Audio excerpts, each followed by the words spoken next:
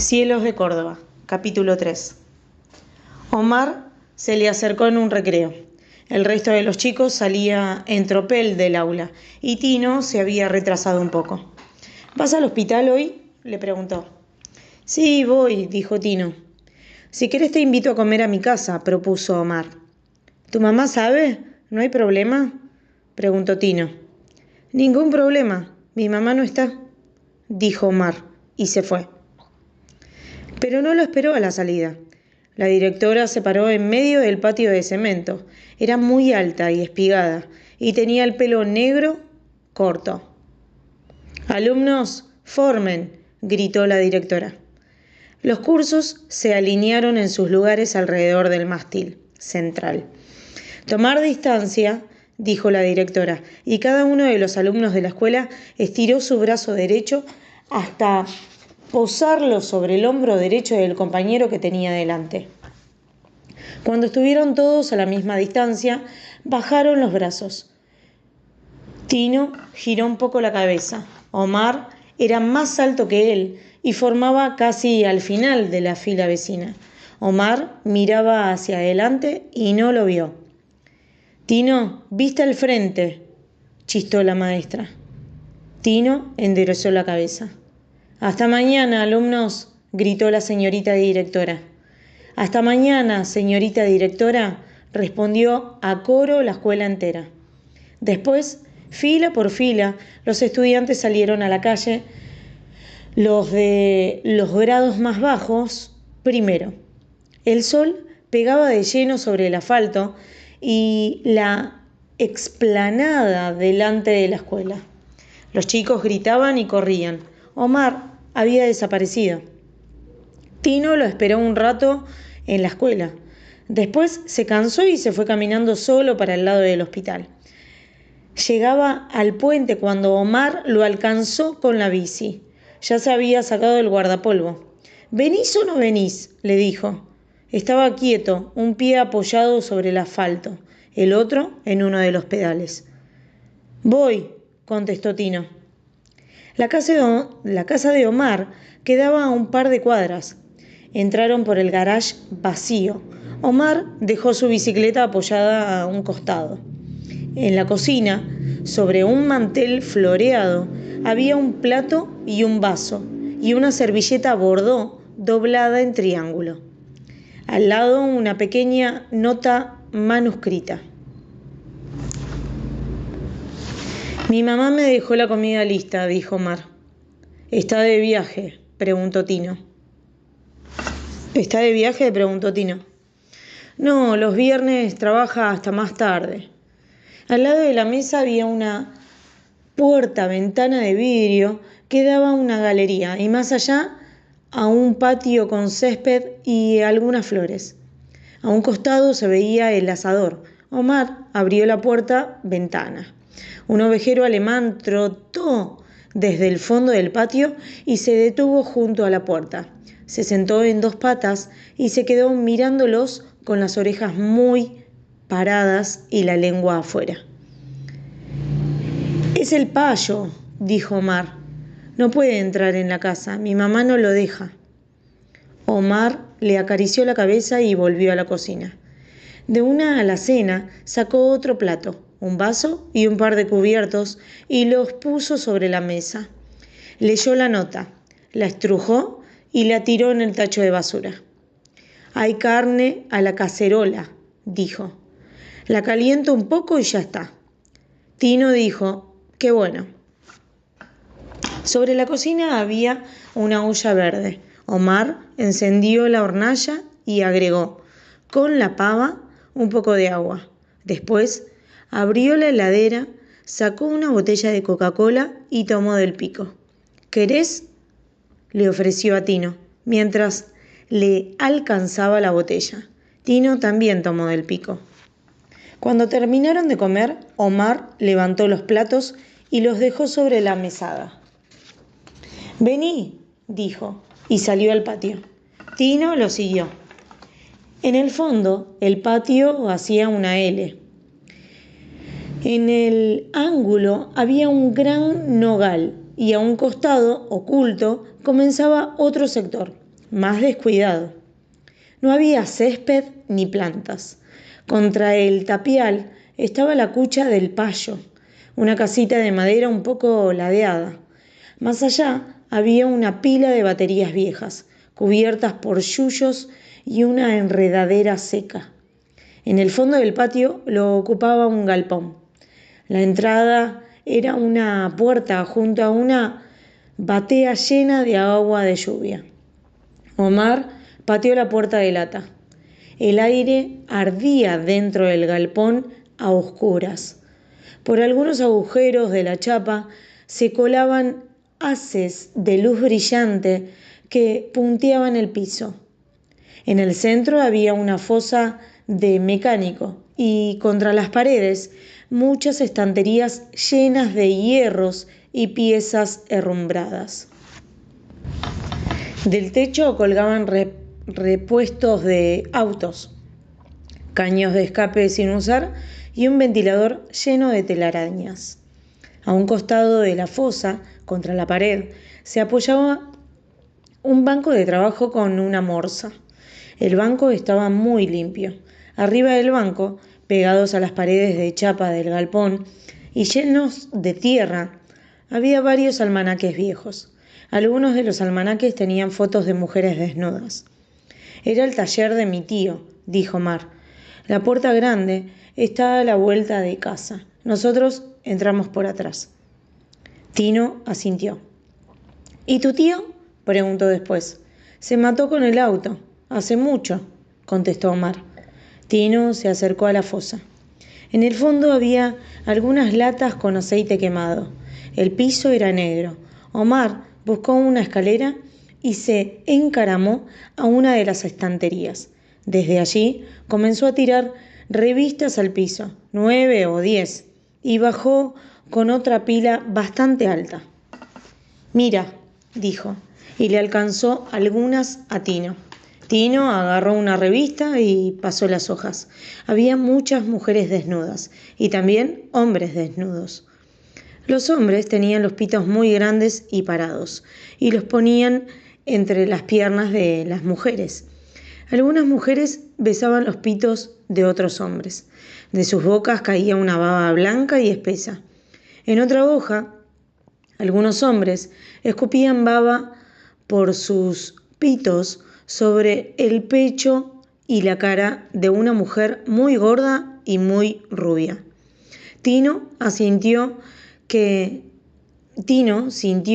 el calzoncillo empezaba a rozarlo y le hacía doler. Mira, dijo Mar, y pasó las hojas. Mirá, decía, y señalaba las cabezas de los pitos, o las bocas de las mujeres, o los pechos de las mujeres. Mirá, decía, y agarraba otra revista. Pasaba las hojas y señalaba a un hombre que se agarraba el pito y escupía la baba sobre una mujer que la esperaba con la boca muy abierta y los ojos grandes. Siempre vuelcan blanca. No hay leche azul, ni verde, ni roja. Siempre es blanca, dijo Mar. Tino no comprendía. Me dijiste que vos a veces acababas verde, dijo Mar, o azul o rojo. Sí, contestó Tino. Me mentiste. Acá nadie acaba así. La leche es siempre blanca. No sé, dijo Tino. Mostrame entonces, dijo Mar. ¿Qué? Que quiero verte. Quiero aprender, dijo Mar. No, dijo Tino, y dio media vuelta. Espera. Omar lo agarró por el hombro. Es para aprender, nada más. A mí no me sale. Tino lo miró a los ojos. No, dijo. Si lo hacemos los dos, ¿te animás?, preguntó Omar. Tenía una revista en la mano. Se agachó y la dejó en el suelo. Acá no viene nadie y mi mamá vuelve tarde, dijo. No nos van a molestar. Tino dudó. Tenía el pito duro. ¿De verdad querés verme?, preguntó. Sí, dijo Mar. No sé si me va a salir, ¿eh? A lo mejor como estás vos no me sale. No importa, dijo Omar. Es para aprender. Vos también te vas a tocar. ¿Vos también te vas a tocar? Preguntó Tino. Sí, dijo Omar. Omar se sacó las zapatillas y la remera. Ahora vos, dijo. Tino buscó una silla, se sentó y se desató los cordones. Se sacó la remera y la dejó sobre la silla. Estaban uno frente al otro, el piso fresco y lleno de polvo. Omar se sacó el pantalón corto. Tino vio el slip amarillo y el pito de Omar que se marcaba en la tela. Tino se sacó su pantalón. Primero una pierna y después la otra. Dejó el pantalón sobre la silla. «Hacete la paja», dijo Omar. «¿Vos también te la vas a hacer?», preguntó Tino. «Sí», dijo Omar. Tino bajó un poco su calzoncillo y dejó su pito afuera. La piel se había corrido sola y la cabeza apareció morada y brillando. Omar también bajó un poco su calzoncillo y dejó salir el pito. Era más grande que el de Tino y torcido hacia un costado. Arriba del pito, Omar tenía algunos pelos negros, pero no tantos como los hombres de las fotos, apenas una sombra. «Lo tenés ladeado», dijo Tino. «Sí», contestó Omar. «¿Es normal?», preguntó Tino. «No sé, algunos de los de las revistas también lo tienen ladeado», dijo Omar. «¿Vos cómo te pajeás?», preguntó. «¿Con la pielcita arriba de la cabeza o con todo para atrás?». «Así, como está ahora», dijo Tino. «A mí, si la tiro mucho, me duele», dijo Omar, mientras lo hacía. La piel todavía cubría la base. Tino extendió una mano. Dudó. «¿Querés que te ayude?», preguntó. El pito de Omar latía cuando Tino lo rodeó con su mano. Tiró hacia atrás la piel y la cabeza surgió de pronto liberándose. Omar se quejó. Tino apretó la mano. «No, seguí», dijo Omar. Tino, parado frente a él, acarició el pito de Omar. Subía y bajaba la piel. Omar tiró del elástico de su calzoncillo y el calzoncillo cayó al piso. Tino siguió acariciándolo. Omar tenía las piernas levemente abiertas y la cabeza tensa hacia atrás. Había cerrado los ojos. «Un poco más», dijo Omar, y Tino aumentó la velocidad. Omar apretó las mandíbulas. «¿Así?», preguntó Tino. Omar entonces dejó escapar un quejido y se arqueó mientras con la cabeza hacía que sí. Se balanceó con fuerza apretando los cachetes de la cola y empujando hacia adelante. La baba salió disparada de pronto y Tino sintió el chicotazo cálido contra su pecho. Omar suspiró. Tino soltó el pito de Omar. En su mano también había un poco de semen. Omar se hizo hacia atrás y se tiró al piso. El aire se había llenado de un olor dulce y al mismo tiempo agrio, parecido al de la lavandina. Omar estaba todo transpirado.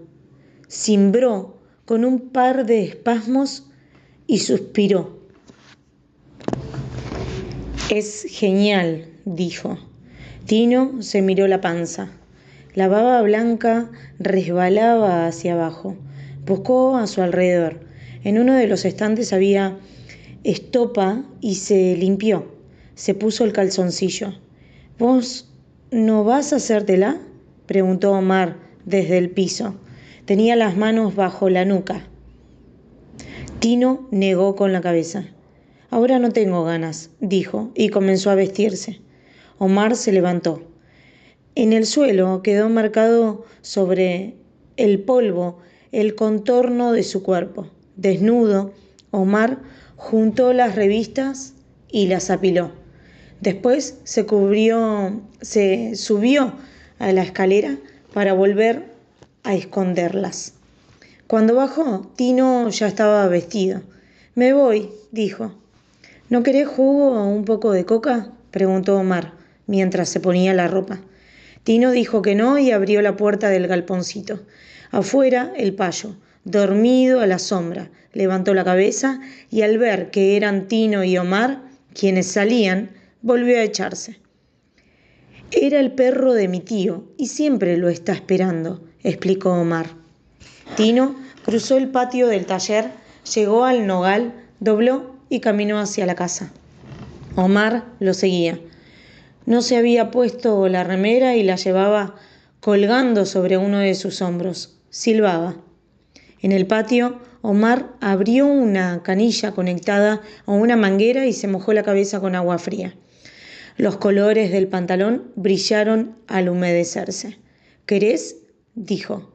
Tino extendió las manos y Omar le acercó la manguera.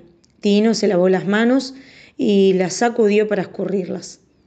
Ya tengo que irme, dijo, y entró a la casa. Sí, está bien, contestó Omar. El sol pegaba de lleno sobre la tierra y las hojas de los árboles se marchitaban a la hora de más calor. La luz era brillante y blanca. Tino entrecerró los ojos, subió a su casa y se tiró al sillón a ver televisión, pero no podía estar quieto. Así que se cambió, se puso las hojotas y la malla y caminó un par de cuadras hasta llegar a la costanera. Después saltó las defensas del hormigón armado y bordeó la orilla del río. Cerca de los asadores había algunos grupos de gente y más allá, sobre el pasto, unas mujeres tomaban sol en sus lonetas.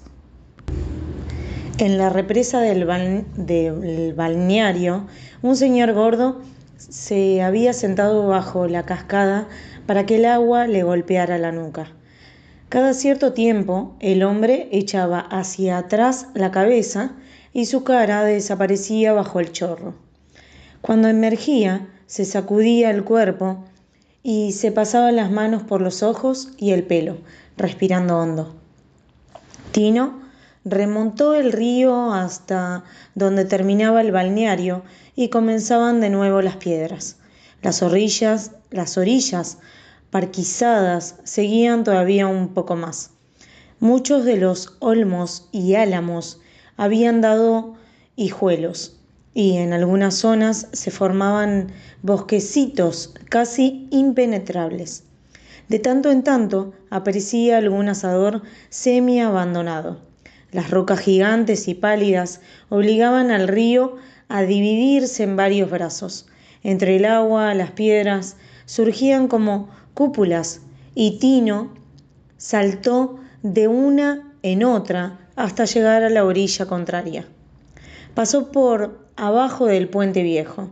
En una de las columnas, una pintada decía Cecilia y Alejandro y otra, con aerosol azul, Los Chichis, Venado Tuerto, enero del 86. La columna central cortaba la correntada en dos. En su base se encastraban ramas y troncos de basura. En el sendero había restos del carbón, cáscaras de naranja, bolsas de supermercado. Por la calle, arriba, pasó un auto. Más allá, el río se encajonaba y formaba una olla. Tino abandonó la orilla y trepó por las piedras. Cruzó un alambrado y caminó a campo traviesa por una pequeña sierra llena de espinillos. Oía a lo lejos gritos de chicos en el agua de la olla. Sus compañeros siempre iban a bañarse ahí, porque era una de las partes más hondas y la mayoría de los turistas no la conocía. Tino escuchó los vítores, la explosión y enseguida las risas de alguno que se había tirado enclavado desde la piedra alta. Retomó el cauce más arriba, donde se formaban playas pandas. En esa zona el camino bordeaba solo una de las orillas. Se sacó las hojotas y caminó con el agua fresca en los tobillos. Sobre la arena del fondo, brillante por los reflejos, se veían los lomos de las mojarritas nadar contracorriente, coletear y volverse, subir de nuevo, desaparecer tras una piedra. El río hacía una curva rodeando un montículo de rocas y pajas bravas. Detrás, Tino sorprendió a una mujer que tomaba sol sin corpiño, recostada en su reposera.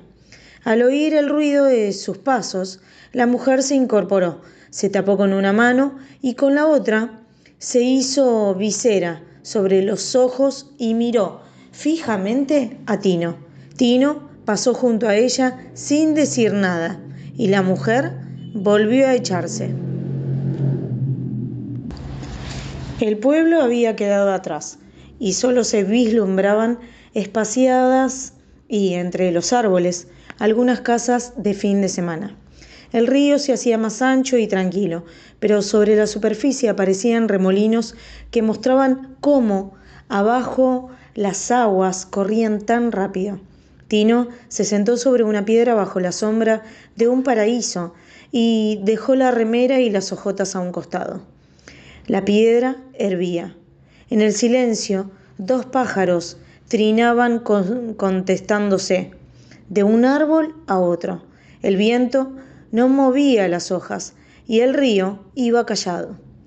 Lo sobrevoló una bandada de loras chillonas que se alejaron enseguida. Tino se recostó sobre la piedra y acomodó la remera como almohada. Se durmió. Cuando despertó, el sol ya no era tan fuerte. Bajó al río, juntó agua con las palmas de sus manos en cuclillas y la tomó.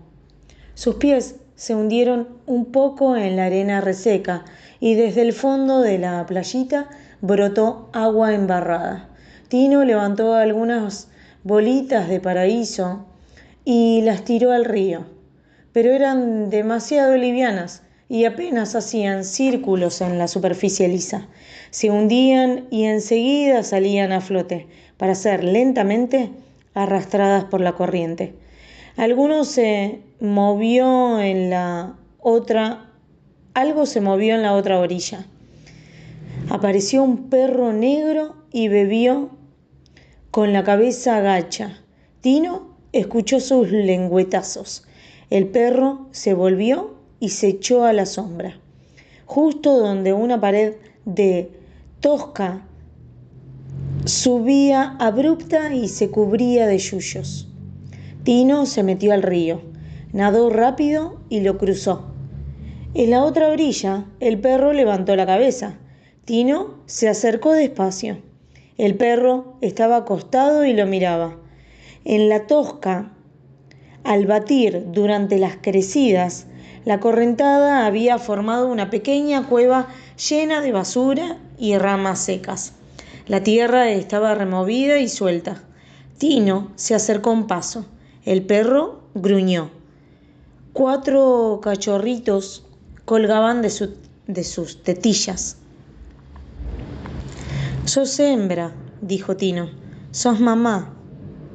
Se acercó otro paso. La perra se irguió y le mostró los dientes apretados y amarillos. «Quieta, quieta, no te voy a hacer nada», dijo Tino y extendió una mano. Los 4 cachorritos mamaban frenéticos, con los ojos cerrados. La perra, veloz, agachó la cabeza y sin dejar de mirar a Tino, acomodó con el hocico a uno que se había corrido un poco y no encontraba el pezón. Enseguida se puso nuevamente en guardia y volvió a mostrarle los dientes. «Shh, quieta», susurró Tino y dio otro paso.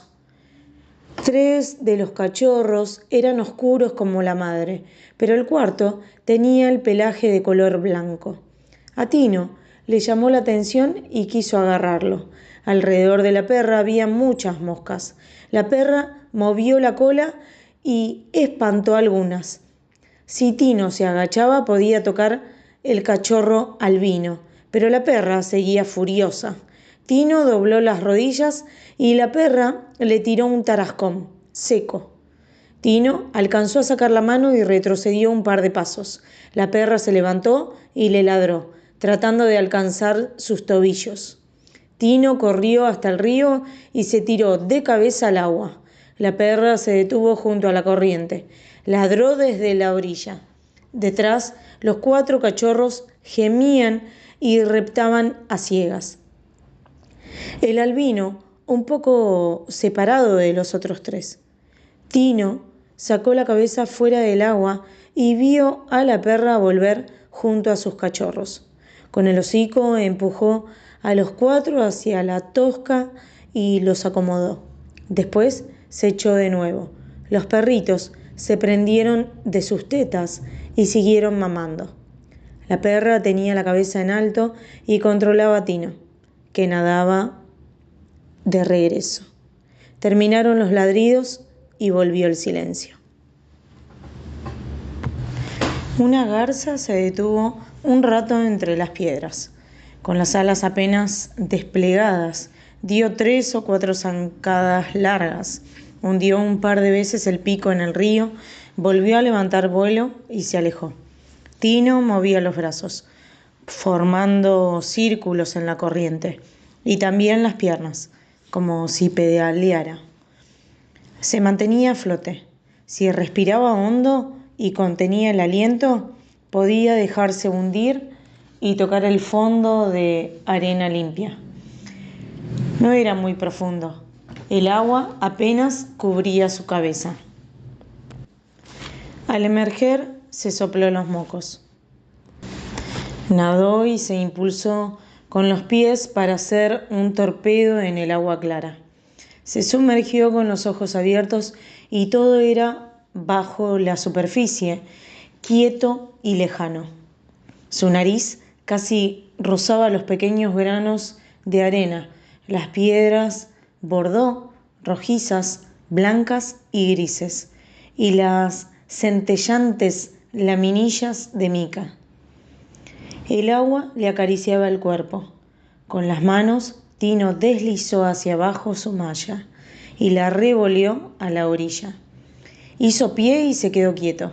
Apareció un cardumen de mojarritas que se escurrió entre sus piernas.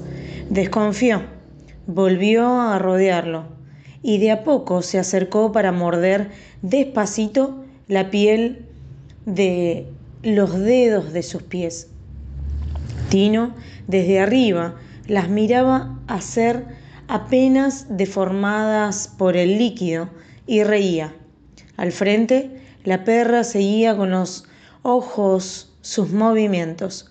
Los 3 cachorritos negros y el cachorro blanco habían dejado de llorar. Tino bajó su mano hasta llegar a la ingle. Empezó a acariciarse. Solo cerró los ojos al final, cuando el semen blanco brotó de él y explotó en el agua. Omar, dijo entonces. Al abrir los ojos, la perra del otro lado del río lo miraba fijo. El semen de Tino era un agua viva en la correntada. Enseguida, lo transparente se volvió blanco. En la mano de Tino, una parte de semen se había adherido al pulgar y al índice, y al contacto con el agua fría se transformó en un montón de grumos pegajosos. Tino se los quitó con la otra mano, refregándose hasta limpiarla. Sus estremecimientos habían espantado el cardumen de mojarritas, pero regresaron enseguida y cuando el chicotazo que se alejaba por la corriente dejó por fin de flotar y se hundió, cientos de pececillos se arrojaron sobre él hasta despedazarlo. Enseguida escaparon rápido, cada uno con su trocito, a esconderse de nuevo entre las piedras para engullirlo en secreto. Tino dejó que la correntada lo arrastrara. hacia la plancha. Hacía la plancha. Se había vuelto a poner la malla. Llevaba las hojotas encastradas en las manos y la remera atada al cuello, que, mojada, flotaba como una capa detrás de él. En los rápidos, Tino se levantaba, se calzaba las hojotas y caminaba por sobre las piedras hasta que el río de nuevo se volvía ancho y más profundo. Pasó flotando de cara al sol junto a la mujer de la reposera. A veces el río era tan pando que la arena le raspaba los omóplatos. Con los brazos abiertos, bien extendidos, y los ojos cerrados, Tino escuchaba el sonar submarino de la correntada. El sol le doraba la cara y el río lo mecía. Cruzó las ollas. En las orillas había muchos chicos que hacían ruido y un kiosco de lata donde vendían bebidas y ponían música a todo volumen. Seguramente Omar estaba entre ellos y lo miraba pasar. Desde lo alto de la piedra, a más de 6 metros por encima del cauce, un muchacho que esperaba para hacer su clavado señaló a Tino en el río. Dijo que no podía tirarse hasta que no terminara de pasar. En realidad tenía miedo de saltar. Todos en la playa lo miraron. Tino sonreía. Apenas se alejó un poco más, las voces de la orilla volvieron a corear. ¡Que salte, que salte! Tino vio la sombra del muchacho recortarse en las piedras al caer y sintió el chapuzón en el agua. Las olas concéntricas que formó la zambullida llegaron hasta él e hicieron ondular su cuerpo y la remera que flotaba a su lado. El muchacho emergió y nadó con brazadas fuertes hasta estar cerca de Tino. Entonces se mantuvo a flote, con medio cuerpo fuera del agua, e hizo un gesto hacia la orilla. Con el dedo índice formó círculos alrededor de su sien para indicar que Tino estaba loco. En la playa todos rieron, pero Tino no les hizo caso. Dejó que el río lo llevara lento, sin que nada lo molestara. Pasó bajo el puente y junto al balneario y saltó el pequeño dique. En la falda de la sierra vio los tejados del hospital iluminados por el sol todavía alto y siguió bajando hasta que reconoció el árbol grande y las piedras cercanas a su casa. Entonces salió del agua, cruzó un alambrado y llegó a la ruta. El asfalto ardía, sintió su calor a través de la goma de las hojotas. En la playa del estacionamiento había 2 autos y el museo tenía todas las ventanas cerradas. Escuchó la voz de su papá dando la charla y el ruido del proyector al pasar las diapositivas. Entró en la casa fresca y prendió la tele. Llenó un vaso de Coca-Cola y se sentó a ver los dibujitos animados. Miró sus manos. Tenía las yemas de los dedos arrugadas por el agua, como si fuera un viejo.